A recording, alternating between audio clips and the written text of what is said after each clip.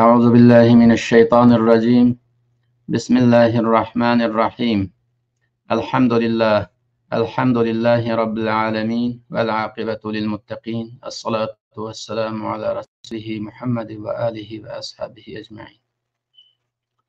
Bütün hamd sanalar, maqtaşlar ve alqışlar alemlerin Rabbi Allah'a olsun. Bütün yaxşı aqibət ve muvaffaqiyetler hoşyarlığa olsun. Salat ve selam, aman esenlikler, qollaş ve destekler bu Allah'ın peygamberi, şundaqla bizning rehberimiz Muhammed Aleyhisselam'a olsun. Onun ailesiga, sahabalarga ve kıyametkiçe onun yolunda mangan yoldaşlarga olsun. Amin. Esselamu aleyküm kadirlik Şarkı Türkistanlık qarindoshlar. Bugungi sohbatimiz Sure Ahzab 70. ayet. 70 ve 71. ayet. Esli 72-73 ayetlerine ötkendeki sohbeti sözlep boğan u mezmun eğirrak boğaçka bu ayetini taşlap itep ketken tok. Sözlengen vakitte dersimizde bu dünyanın küreş meydanı ekanligi, jang meydanı ekanligi, cihat meydanı ekanligi sözlengendi. Unda boğandikin bu meydanda nemiş qilishimiz kerak degan vaqtda Allah bu mushu jang meydanında, mushu dünya degan jang meydanında nemiş qilishimiz kerak, nereden başlashimiz kerakligini Rabbimiz mushu ayeti deb turdi. Shuning uchun bu ayetni bugungi sohbat temasi qilishning sababi shu. Allah subhanahu ve taala bu ayetni shunday deydi. Bismillahirrahmanirrahim. Ya eyyuhellezina amanu ittaqullaha ve qulu qawlan sadida. Yuslih lakum a'malakum ve yaghfir lakum zunubakum ve men yuti'illaha ve rasulahu faqad faza fawzan azima. Sadaqallahul azim. Ey iman etken kişiler, ey Müslümanlar, ey müminler, ittakullah, Allah hakkında bek hoşyar bulanlar. İttakullah, takva bulanlar deyin gep, bek hoşyar bulanlar deyin gep. Ve kulu kavlen sediden. Hoşyar boğandan keyin sizler nayet sağlam gep kılanlar. Doğru sözlerini sözlerini. Muşunda kılga vaktanda yuslih lekum a'malakum. Allah sizlerin emellerini ıslah kılıdı. Kılgan emellerini salih emelge aylandırıp durdu. Ve yaghfir lekum zunubakum. Günahlarını mağfiret kılıdı. Köçürüm kılıydı. Ve men yuti'illaha ve rasulah. Kim ki Allah'a itaat kılsa ve Allah'ın peygamberine itaat kılsa, billah Allah'a ve Allah'ın peygamberine billah itaat kılsa, bu adam en büyük muvaffakiyet kazanan kişi olur. Şimdi qarindoshlar, birden seçsek bu ayetninki kelimelerini. Allah bu yerda iman etqanlarga hitap qilyapti. Allah'a ishonganlarga. Ey bandilarim, menga ishongan bo'lsanglar, mening roziligimni deb mushu dunyoda bir ish qilay, yaxshi ish qilay, salih amal qilay, g'alabaga erishay, muvaffaqiyat qozonay desanglar, birinchi qiladigan ishinglar Allah haqqida hushyor bo'lasizlar. Nima degan gap Allah haqqida hushyor bo'lamiz degan gap? Masalan, bir mu'minning, bir musulmonning eng oxirgi g'oyasi nima edi? Allohni rozi qilish. Allah rizosi uchun ish qilish. Ya'ni Allohni rozi qilish uchun ish qilish. Har qanday ishni boshlaydigan vaqtda men bu ishni Alloh rizosi qilib, Allohni rozi qilish uchun qilaman deb boshlash. Masalan,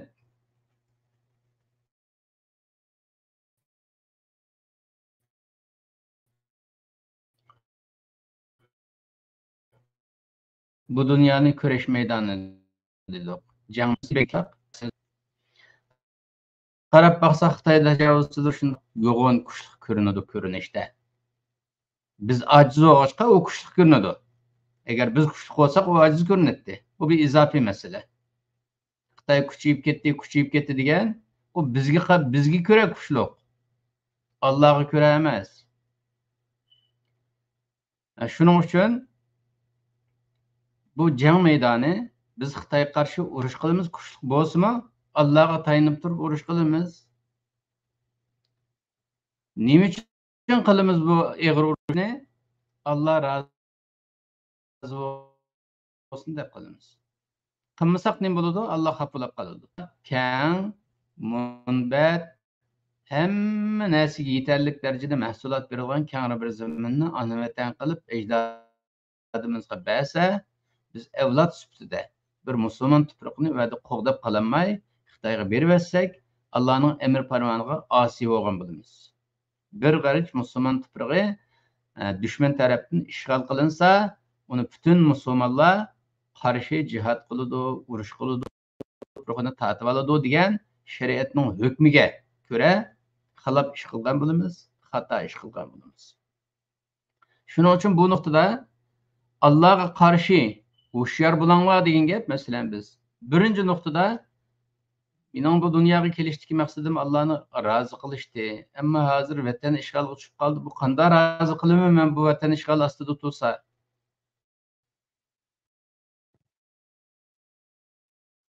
Bu nima qilsam bakovlab ketib qolsa? Bu birinchi qiladigan ish iymon aytgandan keyin, zot Alloh bu yerda iymon aytganlar deb xitob qilyapti. Iymon aytgandan keyin birinchi numurliq qiladigan ish vatanning mustaqilligini asliga keltirishga, tajovuzchilarni quvlab chiqarishga. Buni qilmasam bo'lmaydi ekan, qanday qilaman deb musharda bek hushyor bo'linglar. G'aflat kuchib qolmanglar. G'aflat kuchsanglar shayton kelib azdiradi. Nima deydi? Bu ishni sen yolg'iz qila olamdi. Bu Uyg'urlar shunda ojiz tursa, Sharqiy Turkiston xalqi ojiz tursa, dunyoning hech qanday yeridan yordam kelmaydigan tursa, bu mumkin emas bu dunyoning qonuni bo'yicha deb nafsimiz va shayton birlashib bizni g'aflatga tortadi. Yat, bir ish qilma, uxla deydigan yerga tortadi. Mushunda yoki kelgan vaqtda Alloh haqida hushyor bo'lib, yo'q. Bu vaqtda Alloh nima deydi? Alloh nima deb buyruq berdi bu vaqtda? Allah bu dünyani jang meydani dedi, köreş meydanı dedi.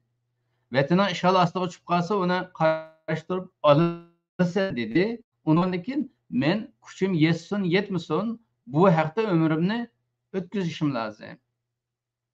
Meyli galiba qilay qilmay Allah'ın buyruğu muşu bo'lgandikin ömrümni, mal mülkümni, qulamdan kelgan kuchni nima bo'lsa qulamdan kelganini qilish orqali ömrümni mushunda ötküzüşüm lazım. Birinci maqsadim Allah'ını razı qilishim lazım deb Allah haqqida bek hushyor bo'linglar deydi. Chunki Allah'ını qozonsak, Allah'ning roziligini qozonsak, hamma narsamiz bitadi dunyo va oxiratda, hamma narsamiz bitadi. Allah'ning g'azabiga uchrasak, dunyo va oxiratda hamma narsadan mahrum qolamiz. Shuning uchun birinchi numurliq tugun bizning baxtli bo'lishimiz va baxtsiz bo'lishimiz Allohga bog'liq. Unda bo'lgandan keyin bizning ishimizni hal qiladigan birinchi faktor, birinchi omil Alloh bo'lgandan keyin, u olamlarning Rabbi, butun insoniyatning Rabbi, butun davlatlarning Rabbi, butun kuchning, butun qudratning Rabbi bo'lgan Alloh bo'lgandan keyin, biz o Allohga iymon etgan insonlar bo'lgandan keyin, biz o Alloh haqida hushyor bo'lmasak qat'iy bo'lmaydi. G'aflatga tushib qolsak qat'iy bo'lmaydi. Shuning uchun birinchi o'lchimimiz mushu ishni qilsam, mushu gapni desam, Alloh rozi bo'lamdi, bo'lmamdi degan haqida hushyor bo'laylik deydi. Ikkinchisi vaqulu qavlan sadida, gap qilgan vaqtingda sadid gaplarni qilinglar. Sadid degan hamda buni nayt mustahkam, to'g'ri, rostchil, ravrus deb tarjima qilamiz. Ama sadidning lug'atdagi ma'nosi sad yiltizidan chiqadi. Sad. Mavalqa davlatni qo'g'dash uchun shaharning atrofiga sipil suqimizga dushmandan qo'g'dash uchun shu sipilni sad deydi. İskender Zulqarnaynning Bayna Saddaynga kelgan vaqtida avu xalqqa Yajuj Majuj qarshi qurib bergan radmining atini Qur'onda sad deb chiqadi. Dushmanga qarshi, dushmandan qutuladigan qo'rg'onni sad deyiladi. Endi bu yerda qavli sadid nima degan gap? Bu qo'rg'on so'z degan nima degan gap desa, qarindoshlar. O gap ham rost bo'lishi lozim. Qilgan gapimiz ham rost bo'lishi lozim. Ham fitnadan qo'g'daydigan bo'lishi lozim. Gapni qildim deb yerim gapini qilib, xato gapini qilib, xato talaffuzini qilib yursak, fitna chiqarib yetadi. Yoki chiqqan fitnani to'sab qololmaydi. Shuning uchun biz Alloh rizosi deb yo'lga chiqqan insonlar gap qilgan vaqtimizda gapni nihoyat jinglab beqib, mushu o'rinda mushu gapni qilsam to'g'ri bo'lamdi, bo'lmamdi.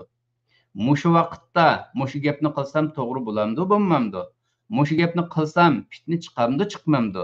Yoki mau gapni qilsam ma'qulotdan fitnani to'salamdi, to'samamdi degandek to'salaydigan bizga va bizning manfaatimizga qo'rg'on bo'la oladigan gaplarni qilishimiz lozim.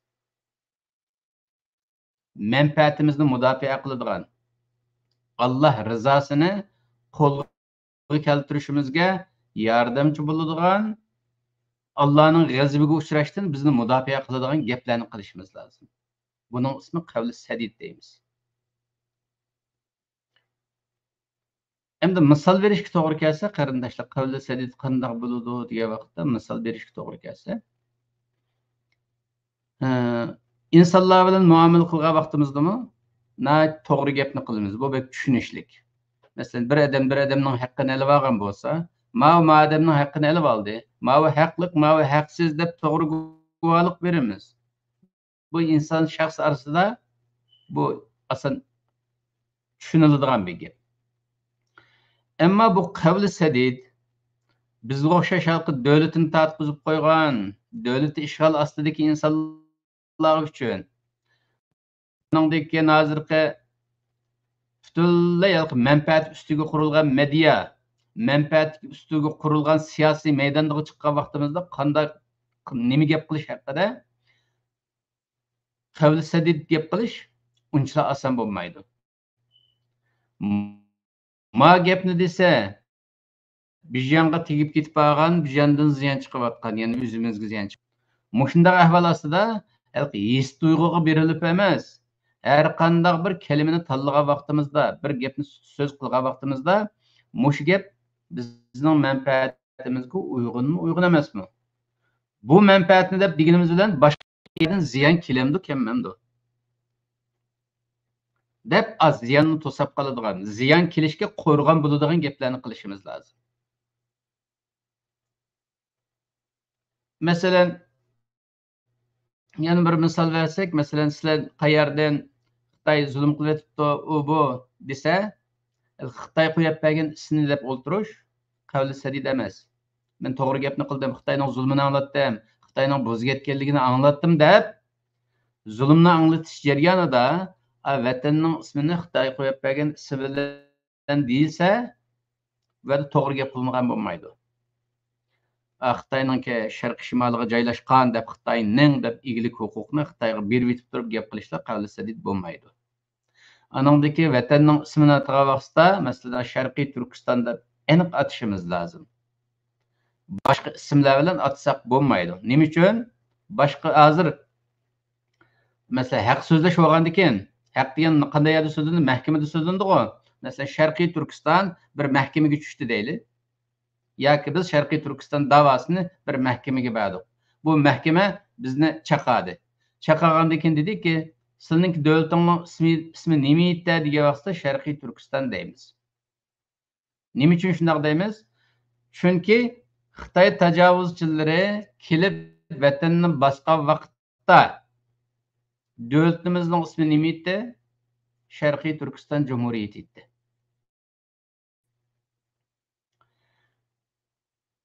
Şu Sharqiy Turkiston Cumhuriyetini bosgan Xitoy hozir dunyoda bormi? Bor. Şu davlat bormi? Bor. Xitoy Cumhuriyeti 1949-yil qurilgan bo'lsa, Şarkı Türkistan Cumhuriyeti 1944-yılı kurulgan. Baldı kurulup olgan bir devletni, keyin kurulgan bir devlet, keyin kelgen bir hakimiyet kelip besip aldı bu paket. Bundaq degan vaqtimizda tarixga qarab baqqan vaqtida mahkama to'g'ri ekan deydi u. Bizning statement to'g'ri qavli sadid hisoblanadi. Agar undaq demay, qaysi davlating buni Xitoy besib olgandi desa, masalan Yoqub bek qurgan Qashqariyani deydi deb Qashqariyani besib oldi desak, u Qashqariyani besib olgan manchu Chinxandonlik hozir yo'qki. Dünya siyasi sahnasida yo'q. Ya'ni jinoyatchi yo'q. Qashqariyani besib oldi desak, garchi Qashqariya degan bir davlatning qurilganligi rost. Sharqiy Turkistonning burun qismi Qashqariya davlati Yoqubbek vaqtida. Ammo uni besib olgan u davlat, u jinoyatchi yo'q. Jinoyatchi bo'lmasa da'vo tushadi. Davom qilmaydi da'vo.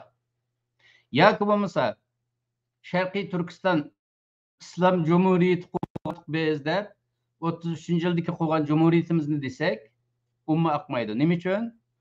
O Şarkı Türkistan İslam Cumhuriyetini tecavüz kılıp elib algan Gomindan hakimiyeti yok hazır. Hakimiyet beşidi yok. Gomindan partisi bolsunmu Tayvan'da Xitay degan yerde Gomindan deydigan bir kuch yok. Bu yerda yani jinoyatchi yok. Uni da'vo qilolmaymiz. Şunun o'xshagan ko'k turklarninki ya boshqa Uyg'ur devletlerinin ismini deb baksakmı, o çağdasında devletimizni vayron qilayotgan jinoyatchilar yo'q. Faqatlam aqıdığını şu Şarkı Türkistan ismi. Çünkü Şarkı Türkistan'ı besib olgan Xitoy tajovuzchilari hozir siyosiy sahnada bor, jinoyatchi o'tirdi bor. Anandaki mazlum zulmga uchirg'uchilar, da'vogarlarmi o'tirdi bor biz mana. Unda bo'lgankim bu da'vo ma'nodu. Bunda bo'lgankim bu haqda biz shunday gap qilgan vaqtda siyosiy maydonda Sharqiy Turkiston Cumhuriyeti deb to'g'ri gapni qilgan vaqtimizda buning ismi qavli sadid bo'ladi. Bo'lmasa halqi gapim bor deb da'vagan bilan to'g'rida ko'ringan bilan halqi mushni ayonga assak, u tegmay ayonga o'tib ketaversa, havo quruq mushataversak, buning ismi qavli sadid bo'lmaydi. Shuning uchun mush siyosiy maydonga chiqqan vaqtidami gapni to'g'ri qilishimiz lozim. Yoki bo'lmasa boshqa bir gapni qilsak, masalan Xitoyning zulm qilganligini dedik. Unda zulm qilib ketdi, bunda zulm qilib ketdi, yerimizni tatib oldi, uni qildi, buni qildi dedik. Ammo boshqa bir mazlumga kelgan vaqtida uning ta'tirisidan chiqsak, o'zimizga kelganda to'g'rini deb, boshqalar kelgan vaqtida ta'tirisidan chiqsak, bu qavli sadid bo'lmaydi. Chunki bir damda oldimizni to'sab qo'ydi. Miyada sizninki masalanlarga kelgan vaqtida mandaq daqtinglar, mamaslik kelgan vaqtida mandaq dedinglar ta'tiy bo'lib qoldi deb insonni xaf qiladi. Axloqiy jihatdan, vijdoniy jihatdan, mantiqiy jihatdan insonni xaf qiladigan ish chiqadi. Shuning uchun gap qilgan vaqtimizda qavli sadid deymiz, bo'lmasa jim to'saq bo'laveradigan gap. Shuning uchun Alloh haqida bek hushyor bo'lsalar, gap qilgan vaqtida sadid qo'rg'on bo'lib, o'zingni qo'g'day oladigan, o'z manfaatingni qo'g'day oladigan, boshqalarga zarar vermaydigan, nayt mustahkam, 1000 yil o'tib ketsimi, o'xshash halqa qimmatini yo'qotmaydigan to'g'ri gaplarni qilsalar deydi. Unda qilsangiz nima bo'ladi? Yuslihlakum a'malukum. U chaqda sizlarning amallaringlarni Alloh isloh qilib beradi. Amallaringni solih amalga aylantirib beradi. Solih amal degan nima qarindoshlar? Solih degan fa'il vaznida sulh yiltizidan chiqadi. Sulh degan ikki tarafda bo'ladi-ku. İki taraf sulh qiladi, bir taraf bu sulh degan bo'lmaydi. Shuning uchun solih amalda ikki taraf bor. Birisi inson taraf, birisi g'oya taraf yoki ehtiyoj taraf. Masalan, inson masalan solih amal desak, Sharqiy Turkiston masalasi haqida bir Uyg'ur yoki bir Sharqiy Turkiston fuqarosi qanday qilsa solih amal qilgan bo'ladi desa, biri niyatimiz bek yüksek bo'lishi lozim. Alloh rizosi uchun ish qiladigan, Alloh rizosini birinchi o'ringa qo'yadigan bo'lishimiz lozim. Ondan keyin ikkinchi, andan keyin o'zimizningki maqomini bilishimiz lozim. Men inson, İnsanni Allah bu dunyoga xalifa qilib yaratgan. Shu xalifa qilib yaratgan insonning avlodiman. Undoq bo'lgandan keyin bu dunyoni boshqarish insonning haqqi. İnsan bo'libmi Allohga ishonadiganlarning haqqi. Men Allohga ishongandan keyin unda bo'lgandan keyin men u vatanimni berib qo'yish emas, u vatanni o'zim boshqarishim lozim. Deb o'zimizning maqomini bilib, yuksak darajada nishon tuzalaydigan, himmati yuqori, oliy janob bo'lishi lozim. Yaxshi ish qilgan odam. Anandan keyin yana birisi ehtiyojimiz mos kelishi lozim mas'uliga. Mesela Şarkı Türkistan'ın müstakilliğine nimelerge ihtiyacımız var diye vaktimizde mesela Şarkı Türkistan'ın müstakilliğine düşünüşlük için küçük misallar veriyordu. Şarkı Türkistan'ın müstakilliğini eslige keltiriş için $1000 kitido deb taqsim qilsak $1000 azat oludu desek. Ama biz millet süpütede çıkargan pulumuz $10 ya $100 olup kalsa ihtiyacımız bilen bizning ma qilgan himmetimiz mos kelmagachga bu salih amalga kirmaydi. Salih amal bo'lish uchun niyat durust bo'lish lozim, g'oya durust bo'lish lozim. Anki biz qo'limizdan kelganini qilishimiz lozim. Anki ehtiyojga qilgan ishimiz mos kelishi lozim. Masalan, dushman 10 kiloluk kuch bilan ursak yiqiladigan bo'lib qolsa, biz 9 kilo kuch bilan urib qolsak, o salih amalga kirmaydi. Çünkü yaramaydı o vədə. Salih əməl degen yaramlıq iş degen gep. Salih əməl yaramlıq iş.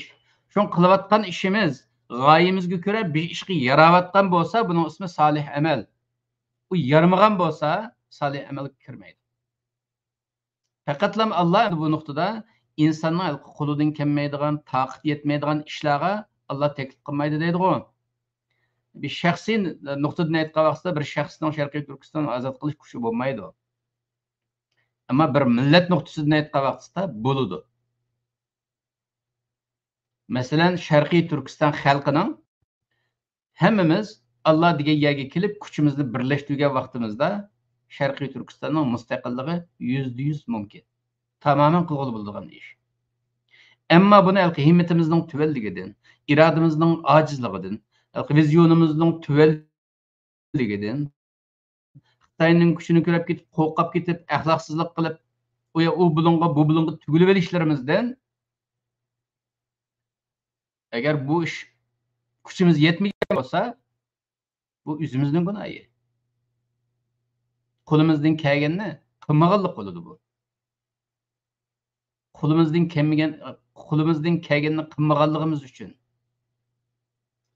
irodamizni ish qilmaganligimiz uchun bu o'zimizning gunohi bo'ladi. Şunun için qarindoshlar, qilgan amallarimiz salih amal bo'lmasa nima bo'ladi andan keyin? Bo'lmasa ishimizda barakat bo'lmaydi. Chunki qalbi qilishning sharti iymon aytish va salih amal qilish. Iymon va salih amal g'alabaga olib bizda iymon qancha jiq iymon bo'lib ketsin, agar salih amal kamchil bo'lib qolsa, shart hozirlanmagandan keyin u bo'lmaydi. Mesela ben desem, öyge kelsizler, sizge ben bir paklan suyap kavap itip biray desem, ma adamның üyemge kilişini, paklan suyaşını adamның kilişine şart koştum. Kelsen paklanını suyman de. Kimimiz üçün soymayım onu. Şunun oxşağın, Allah miyade şart koşağı otudu. Allah hakkında bek huşar bulursiz, kavli sedid sözleysiz, iman etsiz, salih amel kılırsız, anandakin Allah emellerinizni salihga o'zgartib turadi deydi. Shunda biz Sharqiy Turkiston xalqi qilgan ishimiz salih bo'lsin desak, qarindoshlar, himmatimizni yuqori tutishimiz lozim, irodamizni qo'llanish orqali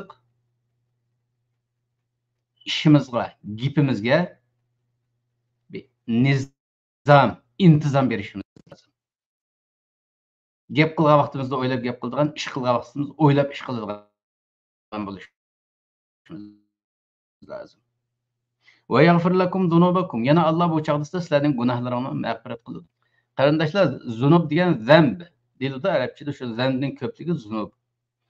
Zunub degan ay shu inson o'lgan vaqtidami hech nim bo'lmay hayot qoladigan quyruq sunki varg'u payg'ambar alayhisalom hadisda degan inson o'lgandan keyin hamma yeri sesib tugaydi faqatla shu quyruq atrofida kichik bir so'ngak bor shu sesimaydi degan ash zand bilan mush gunoh o'xshash yiltizdan chiqadi o'xshash kelima inson o'lgan vaqtida hamma yeri sesib shu birlam kichik so'ngak sesimagandek inson gunoh qilgan vaqtida bu ilohiy rekord bilan rekord qilinadi bu ilohiy rekord Allah o'zi yo'q qilib etmasa hech kim yo'q qilolmaydi shuning uchun gunohni zamb deyiladi shu bizning gunohlarimiz butunlay shu ilohiy bir rekord bilan rekord qilinib qolgandan keyin u gunohlarimiz bizning ma dunyoga qilgan amallarimizga aks ta'sir beradi gunohi jiq odam yaxshi ishni obdan qilolmaydi yaxshi ish qilish uchun gunohi oz odam gunohi yo'q odam bo'lmaydi bu dunyoda gunohi eng oz odam eng mukammal ish qiladi bu dunyoda shuning uchun biz gunohimizni azaytishga tirishimiz lozim Allohning mag'firat qilishini tilab istig'for aytishimiz lozim bular shu Ramazonda Alloh bizni ey bandalarim gunohlarimni mag'firat qilma deb bizdan talab qilayotgan bir fursatda mayli shaxsiy gunohlarimiz olsun mayli millatning gunohi olsun shu Ramazonda Ramazon hozir oxirlashay deb qolib bular shu oxirgi 10 kunda bek yalveraylik qarindoshlar Allohga bizning gunohimizning mag'firat bo'lishiga ota onamizning gunohlarining mag'firat bo'lishiga millatning gunohimizning mag'firat bo'lishiga Alloh tilayli Alloh mag'firat qilib yetib qolib qolsa mana yukdan qutulamiz mag'far yiltizdan mag'farni bilamizku urushda bunda mag'far tutib olsa xalqning qurollari ta'sir ko'rsatmaydigan Allah mag'firat qilgan vaqtida Allohning mag'firati mag'far bo'lib gunohimizdagi eks ta'siridan qutulib qolamiz ba'zi gunohlarimiz yaxshi ishni qilib qo'ymaydi gunohlarimiz tavba qilib qo'ymaydi gunohlarimiz ibodat qilib qo'ymaydi gunohlarimiz duo qilib qo'ymaydi gunohlarimiz har ishni to'sqinlik qilib yaxshi ishning hammasiga to'sqinlik qiladi agar bu gunohlarimizni Allohga tavba qilib istig'for aytib Allohdan kechirim olalasak Alloh benden mag'firat qilyaptim deb qolsa Allohning mag'firati mag'far shaklida kelib gunohlarimizning bizga beradigan yomon ta'siridan bizni qutuldirib qoladi ya'ni ishimizdagi zaharning zaharidan o'zimizni qutuldirgan bilamiz tavba va istig'for orqali shuning uchun Alloh nima deydi yag'fir lakum zunubakum gunohlaringlarni mag'firat qiladi Allah'ın rahmeti mağfir şeklindeki günahlarının şerrinden seni kurtuldurup koydu dedi. Ahirisi ne dedi? Ve men yuti'illaha ve rasulahu fekad faze fevzen azima. Allah'a itaat kılgan ve Allah'ın Resulü'ne itaat kılgan kişi var o. Hakiki galiba kılgan kişi manım şu dedi. Hakiki galiba kılgan ya kılgan kişi manım şu. Bunda boğandikin biz itaat kılış doğru gelse Allah ve Resulü'ne itaat kılsak yeterli qarindoshlar. Çünkü başka adamga qancha yo'g'on ko'rinib ketgan bilan hamma odamning o'ziga tushliq gunohi bo'ladi. Ba'zi insonlar ba'zi vaqtda yaxshi bo'lgan bilan keyingi zamonlarda o'zgarib ketadigan insonlar bo'ladi. Masalan, tugungi suhbatda Balom ibn Ba'urani gapi chiqdi. O'z vaqtida shu payg'ambarlik maqomiga yetgidek darajadagi yo'g'on taqvo muttaqi inson Alloh va Allohning rasulini ko'zga ilmay, amri farmonlarini, oyatlarini ko'zga ilmagandan keyin yo'ldan chiqib ketdi-ku. Shunga o'xshash bo'ladi. Alloh va Allohning rasuli ishonchlik, Allohning payg'ambari ma'sum bo'lgan ishonchlik. Ammo uningdan boshqa har qanday inson Alloh bo'lib ketsin, avliyo, vali bo'lib ketsin, hozir ko'rinish to'g'ri bo'lgan bilan keyingi zamonlarda ezib ketishi mumkin. Shuning uchun bizga o'rnak sifatida Muhammad alayhisalom yetib oshadi. Muhammad alayhisalom to'g'ri so'zlaydi, chunki u Allohning kalomini so'zlaydi. Allah'ın vahiy bilan so'zlaydi. Allah'ın ilhamı bilan so'zlaydi. Allah'ın yo'l yo'riqi bilan so'zlaydi. Unda bo'lgandan keyin bizga Muhammad alayhisalom rahbar sifatida yetib eshib ketadi. Shuning uchun Allohga va Allohning rasuliga itoat qilaylik qarindoshlar. Himmatimizni yuksak tutaylik, g'oyamizni yuksak tutaylik, irodamizni qo'llanaylik. Bu dunyoda bir odam bo'lgandan keyin odamdek yashab, odamdek bir ishlarni qilib, odamdek bir muvaffaqiyatlarni qozonib dunyodan ketaylik. Yüzümüz bu dünyada mı, ahirette mi ak olsun. Allah bizlerini yüzü aklardan kılıversin. Allah bizlerini Allah'a itaat kılgan ve Resulü'ne itaat kılganlardan kılıversin. Allah bizlerini Allah'a bende oluşkı nasip kılsın. Peygamber Aleyhisselam'a ümmet oluşkı nasip kılsın. Yaşayan müddetçe İslamiyet'ten, ölüdüğün çağımızda tövbe ve imandan ayrılmasın. Subhane rabbike rabbil izzati amma yasifun ve selamun alel murselin velhamdülillahi rabbil alemin.